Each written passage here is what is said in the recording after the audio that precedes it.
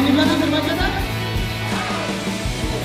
Jadi pergerakan kata berasal dari lembaga eksistensi bencana pimpinan daerah Muhammadiyah Papua. Jadi, dong bilang ibu yang tadi kan karena baca di sini. Nah, kita tadi simulasi gempa bumi itu. Berarti lo sudah tahu simulasi gempa bumi bagaimana, langkah-langkah evakuasi gempa bumi bagaimana? Lo sudah tahu? Sudah? Disebabkan oleh aktivitas gunung api. Lo nggak gunung api kan? Kalau manusia gunung api kan? Kemudian bisa juga kalau gempa bumi bisa terjadi kalau ada batuan yang besar sekali dia turun dari gunung. Nah, ini juga bisa menyebabkan gempa bumi. Kalau gempa bumi yang terjadi karena pergerakan lempeng disebut gempa bumi tektonik. Kemudian kalau gempa bumi aktivitas gunung api disebut gempa bumi vulkanik.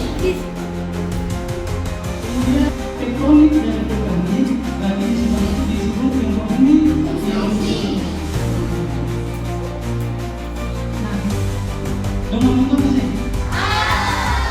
Nonton tadi ya?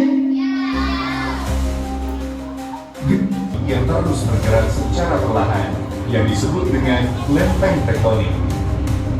Mengapa lempeng bumi terus bergerak? Lempeng terus bergerak karena adanya arus konveksi dari panas inti bumi, yang mana panas tersebut dapat menembus hingga lempeng-lempeng di muka bumi. Ada 3 jenis pergerakan lempeng, yakni saling menjauh, saling di mana pergerakan lempengnya saling mendekat, atau disebut dengan zona subduksi. Terdapat 3 lempeng besar. Lempeng Pasifik. Jadi ada 3 lempeng ini, Eurasia, Indo-Australia, dan lempeng Pasifik akan bertabrak pada sini di sini. Ini di mana nih? Ya? Bedroom di bawah meja. Selesai. Mantap. Siapa lagi? Yang di sini. Siapa lagi? Sini dulu, oke? Nama siapa? Siapa? Lari ke mana? Keluar? Oke. Batu kasih?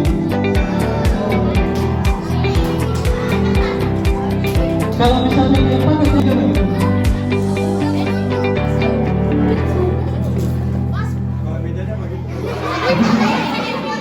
Bagaimana? Nama siapa tadi? Abi. Abi dulu. Jangan dulu.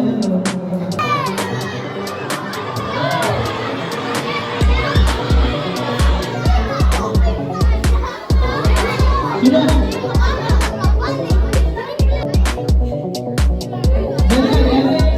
Yang pada saat gempa bumi terjadi, jadi intinya nama siapa tadi?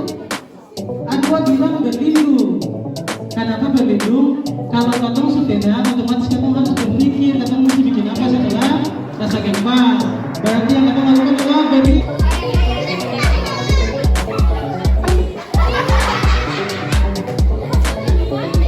Oke.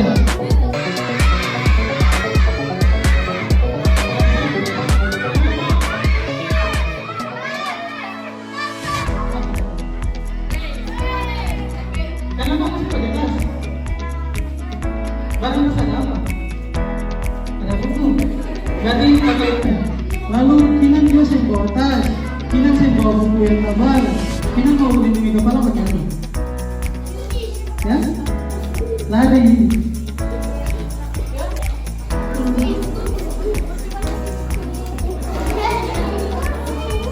Di dalam kelas, di dalam kelas ada sekolah. Ya, kalau mereka mengalami kalau ini ada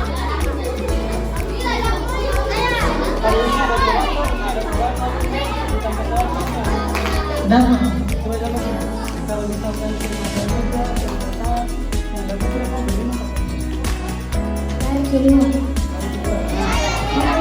kalau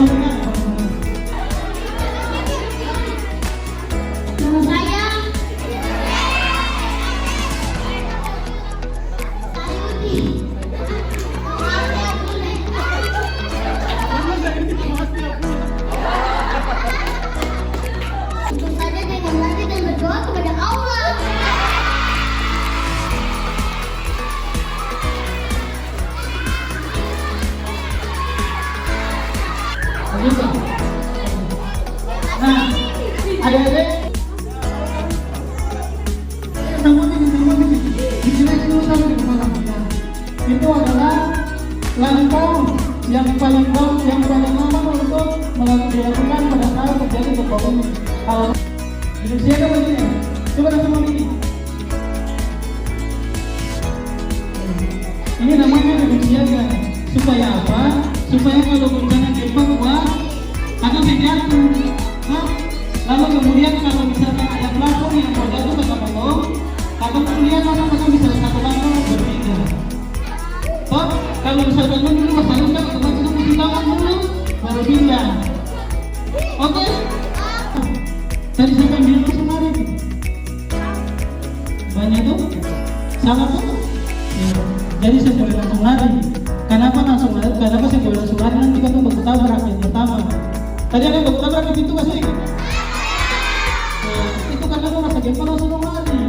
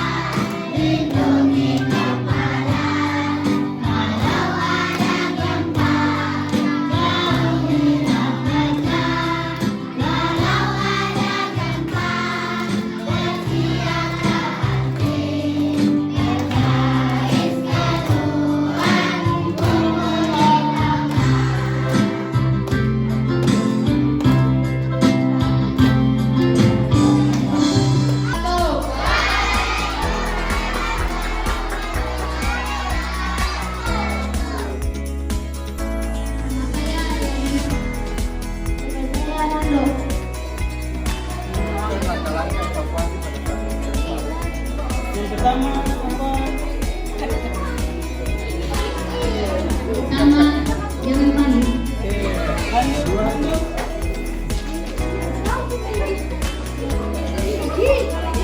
Berlindung di meja. Lalu selanjutnya. Hindari yang ada. Ya, lalu.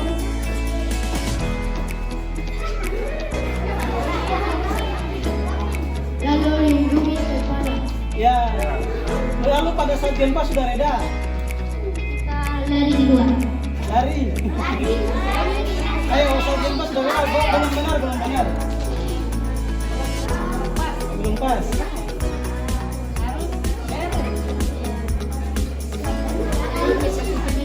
Ya. Lari. Bagaimana? Belum pas. Nando mungkin.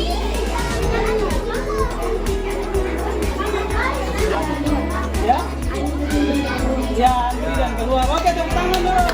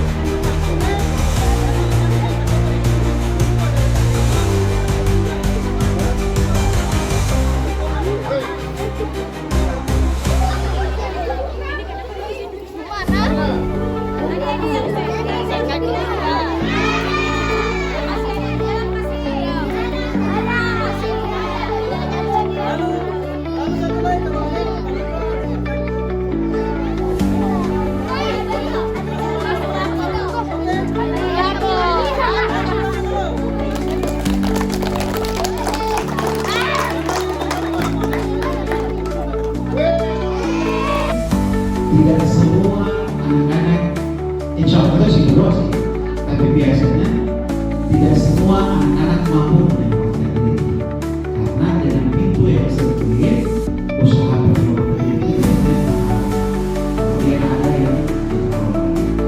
Jadi langkah selanjutnya yang akan kita share hari ini adalah mulai dari kreasi namanya, kemudian stasi, kemudian evakuasi. Kita melangkah satu persatu. Kreasi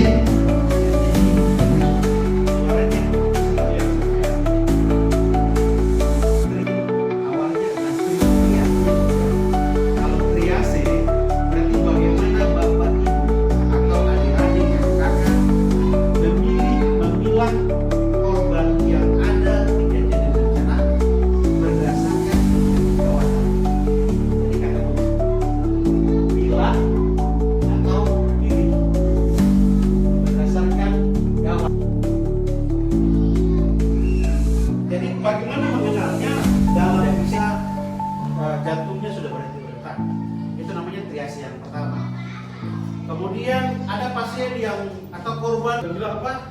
Khusus sampai asma kamu. Itu kondisi kamu.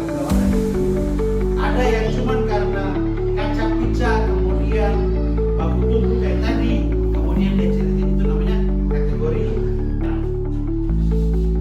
Contoh, saat ibu-ibu datang nih, korban sudah ada di lapangan.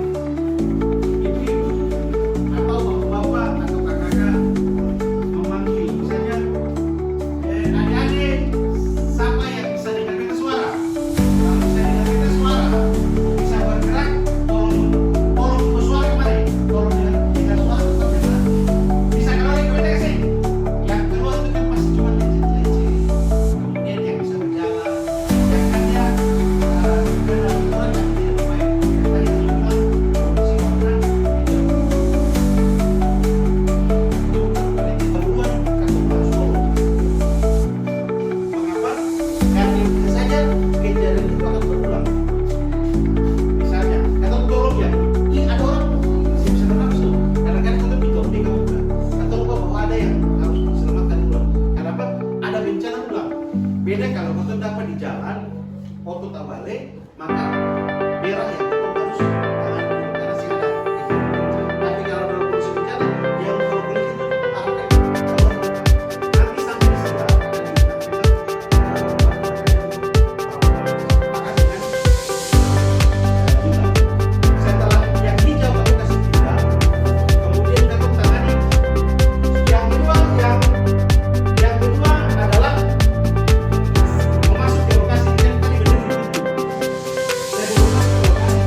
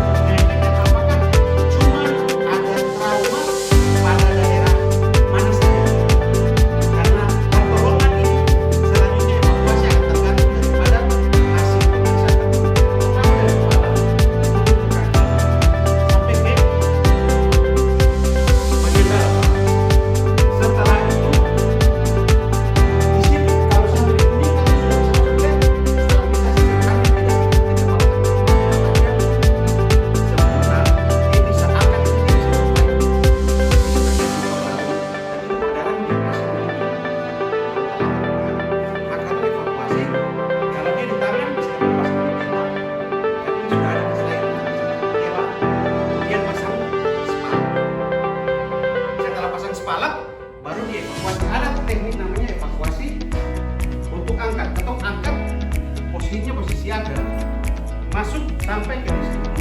Hal ini sikut tidak boleh di ujung saja karena kekuatan mengangkat itu tidak maksimal. Angkat dengan aba-aba dari bagian kepala. Yang bagian kepala itu nanti dia yang komando. Itu dengan sendirinya. 1, 2, 3. Angkat, letakkan dulu di paha, kemudian rapat ke badan, baru 1, 2, 3 berdiri. Baru ke penjara.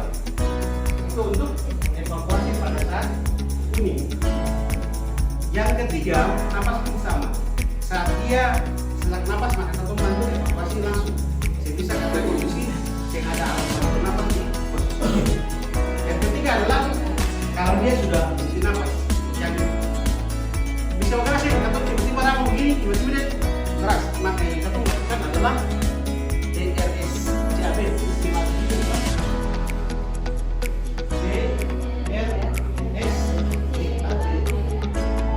Yang pertama kan sudah danger, kemudian yang kedua ini respon. Tanya, adik, kalau tadinya nama siapa? Elvin. Kalau Elvin sampai berarti ya itu cara respon. Cara yang kedua adalah Elvin bergerak dengan cara mengecek verbalnya. Elvin. Kalau itu sudah boleh bergerak. Cara yang ketiga adalah dengan merangsang diri. Yang paling nyeri adalah bukan cumi di sini, tapi tulang dada kantong ini, bagian kedua tengah. Kalau kantong bahasa orang Indonesia adalah berada di antara kedua papila pemain areola, lurus di tengah daerah situ, tanpa malu. Lebih nyeri kalau arah singkat saya ini tapi kalau di tengah itu colek saja gitu ya.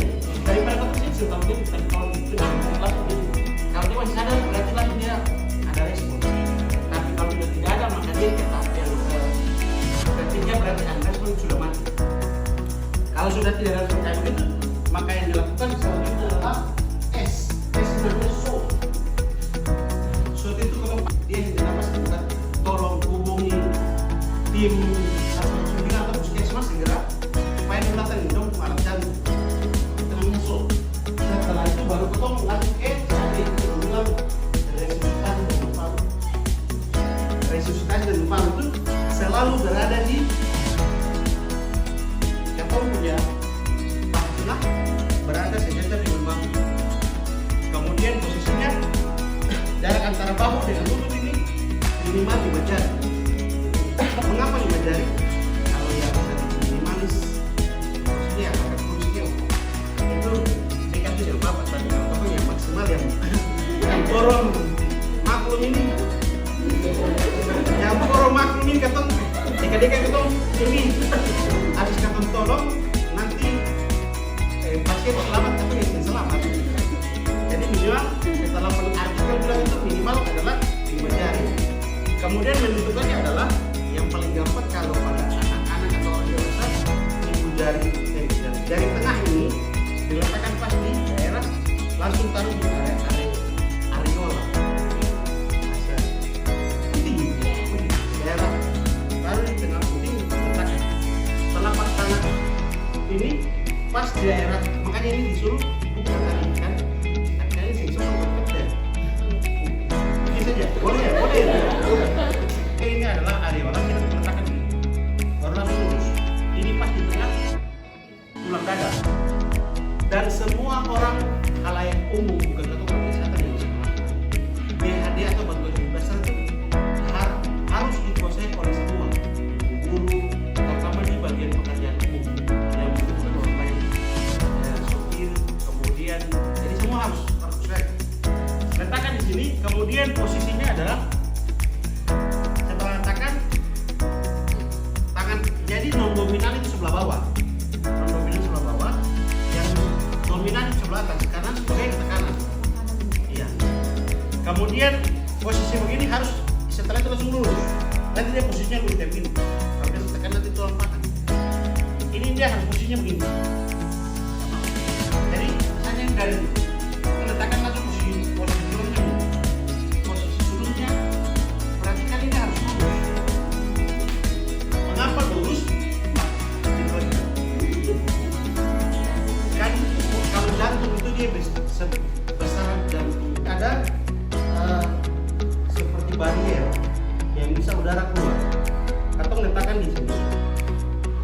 Baru mau. Mengapa seperti itu? Karena kita tahu ini kan ada ini bisa. Bisa jadi dilihat apa? Bisa jadi dilihat apa? Kalau TBC sih pada saat nanti dia akan keluar nafas itu baru udara baru apa namanya kuman keluar. Tapi kalau hepatitis liur dengan liur skin to skin itu bisa kena apalagi jadi perlu lebih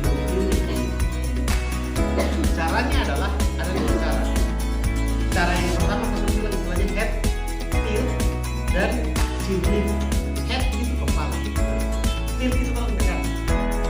Itu caranya. Head, tilt, chin, lift, dagu diangkat. Nah, angkat dagu. Dagu, daginya ditekan, dagunya diangkat. Tujuannya apa? Ini yang harus lurus. Udara yang ditiupkan tidak boleh kayak begini. Benar, kayak benar begitu. Makanya dia harus diluruskan dulu. Setelah itu baru dua jari ini jepit, kemudian Apa saja jawab? langsung kaki ditekan, dagu diangkat. Bagi korban yang kantung sensorinya bahwa dia patah tulang leher. Pak, bagaimana kita bisa tahu bahwa dia tulang leher patah? Yang pertama, saat itu dari korban itu multiple trauma. Berarti traumanya ada patah tulang kaki, patah tulang tangan, dada retak, kemudian ada memar di daerah semusam mau dibilang seperti itu. Sudah pasti ada patah tulang leher. Curiga itu diperlakukan dengan patah tulang leher. Maka kita kenal dengan nama jauh keras. Jauh keras ini itu dagu saja yang diangkat. Ibu jari ini diletakkan pada tulang pipi. Kemudian dua jari ini kan disusuri. Ada benjolan di situ, boleh diraba situ. Nah, ya itu nanti diangkat. Ini ditekan, ini kan pasti langsung diraba. Itu namanya jauh keras. Mengapa? Ini kita menjaga untuk pergerakan ini. Saat tulang leher ini dia, ini kan batok, tengkorak. Di bawahnya ada tulang leher. Tulang leher bersambung dengan batok tengkorak itu ada namanya satu lubang namanya foramen magnum namanya. Masuk di sini. Saat ini patah, maka terjadi ini lepas. Otak itu dia akan keluar di sini. Yang di sini dia harus tahan kayak ini. Supaya jangan dia kepala bergerak. Ini kalau kita begini. Ini namanya fiksasi leher manual. Ya, oke, kasih lurus dulu. Kasih lurus. Ini baru tempat kasih sama. Kemudian you ganti kepala dulu. Fiksasi kayak tadi. Pak, bikin nanti wanita kasih betul. Bikin dulu. Supaya nggak pegang. Tangan bisa begini. Benar. Kasih dulu. Kira apa? Ya. Oke. You kasih masuk sampai dari bawah. Kasih masuk sampai di bawah. Tangan di bawah. Tangan begini. Mau angkat ini.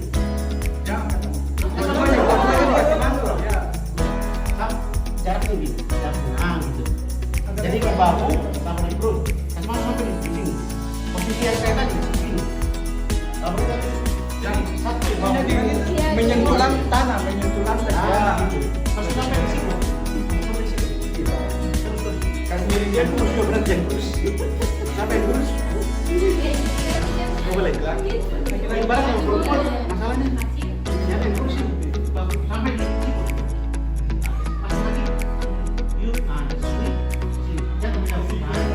Posisikan di sini. Ya sampai di sini. Masuk sini. Sekarang masuk lagi dari kayak tadi. Masuk sampai di sini. Ya. Nanti evaluasi ini namanya lock roll. Lock itu balok.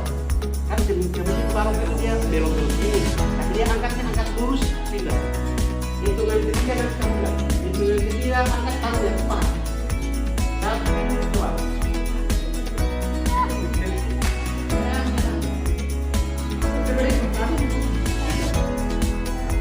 Oke, taruh yang paling. Makanya siaga tadi nggak berhenti. Setelah itu ini supaya jangan pasiennya jatuh. Maka Ada yang dipegang, duduk jaganya kakinya kaki yang di atas. ini supaya nanti kekuatan berdiri itu untuk dibantu Ya, maksudnya kan di lantai supaya yang pasiennya jatuh. Hitungan berikutnya ini langsung ke arah dia satu badan. 1, 2, 3. Langkah dalam badan itu. Letakkan kita bantu dengan lutut. Bantu dengan lutut. Yang jadi korbannya Bagara. Nah, begitu. Sudah. Baru ketiga. Baru ketiga angkat. Iya. Iya. Kasih turun lagi sama. 1, 2, 3 kasih turun. Taruh ya, Pak. Ya. 1, 2, 3 turun lantai. gambarkan secara besar seperti itu. Itu namanya praktek nanti koordinasi lagi. Kita baru pendapat. Namanya koordinasi itu namanya. Jadi ibu ini yang paling utama untuk pasien selama dan dia ada dalam orang yang berkonsultasi.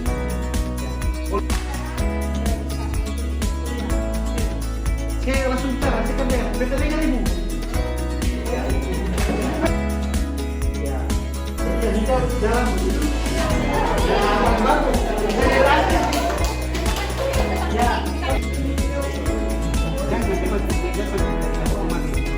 Yang satunya amankan di kuning yang pakai tulang. Iya, yang Nah, yang kartu yang mana? Malu. Orang senapan. Berarti kan ada dua nih kuning. Satu nafas, kalau mereka ada dua orang. Satu boleh. Dan nanti. Satu orang boleh.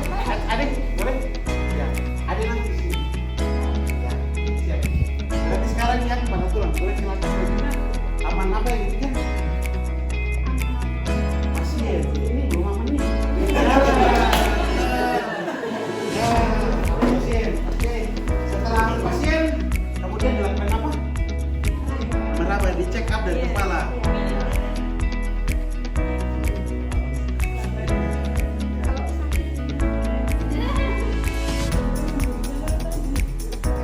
Ternyata frakturnya di kepala. Oke, ada pasien fraktur ceritanya begitu. Tim ya bidai dan spal mana? Ini bidai spal. Bagi itu spal standar pasien spal itu kan kalau patah tangan ini saya patah dalam ini apa tulang kering tibia namanya. Apa ya? Tulang kering ya. Apa istilahnya di sini? Senti dua nih. Maka harus di sini sampai ke bawah. Boleh apa kain-kain ini misalnya menggunakan di spal di spal ya kan prinsipnya melewati dua seni ini ketemu pas sini oke pas kemudian ini baru diangkat satu orang boleh bantu lagi mana nanti nanti bantu angkat sini, angkat satu sini, nanti kemudian angkat maksudnya jawab. Kamu pegang di situ, kamu pegang di sini. Ya, angkatnya masuk. Simpulnya dia. Ya.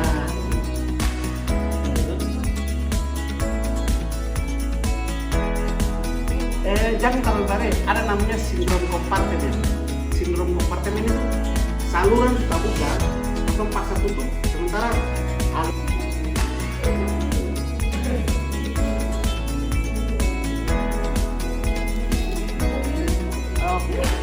nah, setelah ini namanya sudah distabilisasi ini oksigen mana oksigen nih ini saja ini oksigen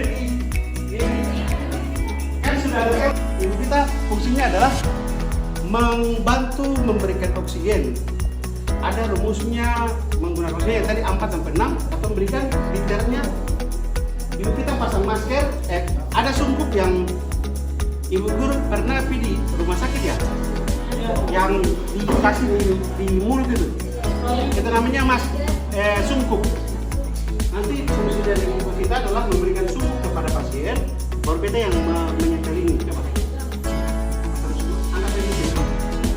Oke, ibu kita bilang kasih 5 liter. Sudah. Kita kasih 5 liter. Setelah 5 liter selesai, kebutuhan oksigen terpenuhi, ibu kita tinggal dievakuasi, pindahkan. Kita yang pertama evakuasi pindah ke lokasi aman. Begitu banyak ya.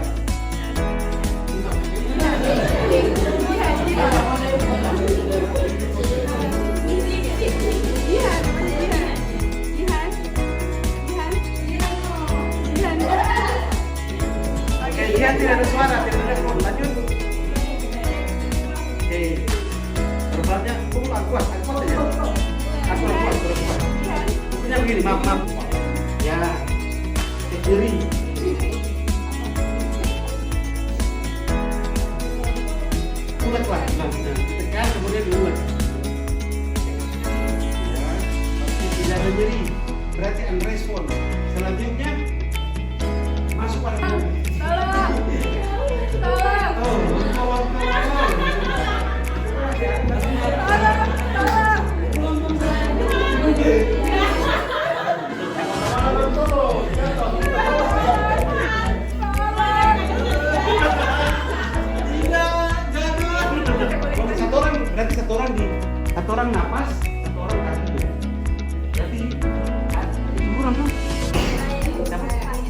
Hari saya nanti posisinya di sini. Nah, tadi posisinya bagaimana? Lututnya. Oke, benar. Saya di sini. Ya, oke, sih. Saya lihat ya, kayak lah. Saya mesti. Ya, minimal 5 jari. Oke, selanjutnya ukur bagaimana caranya? Non dominan, tangan non dominan mana? Itu biasa tangan kanan atau masih? Oke, berarti tangan non dominan yang iya non dominan. Ya, kalau jatuh, kalau ke bawah, benar. Ya, nanti tangannya tetap begitu ya. Yang tadi kan, terus bantu nafas. Tangan ini letakkan di garis dahi. Oke, antara rambut sama dahi. Iya benar. Kemudian tangan ini akan pakai jari. Jari. Atau 5 jari. Angkat lagi, boleh pegang.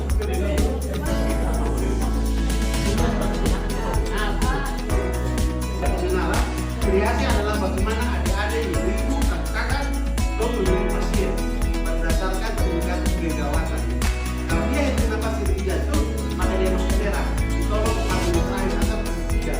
Kalau dia patah tulang atau fraktur, atau dia sesak napas, dia masuk ke sini. Ini berat pasien kedua. Tapi kalau dia lecet tersampai, maka dia berat pertama yang harus dia masuk segera. Kalau dia meninggal, itu maka dia turun semua